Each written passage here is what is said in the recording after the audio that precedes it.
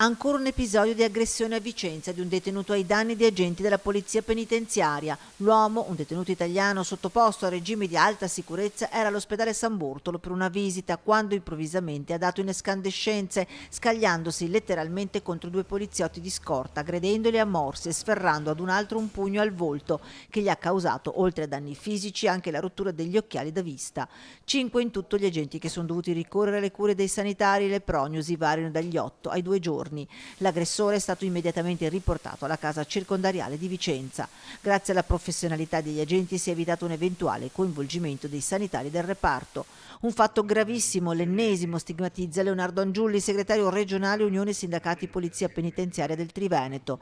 9 le aggressioni, 10 con quella di oggi ad agenti dall'inizio dell'anno, una ventina quelle ai feriti per complessivi 100 giorni di prognosi. Un carcere che oggi conta 286 detenuti, un centinaio quelli sottoposti ad alta sicurezza, mentre il numero degli agenti si ferma a 196. Una situazione esplosiva che è stata rimarcata in occasione della visita del segretario della Lega Matteo Salvini.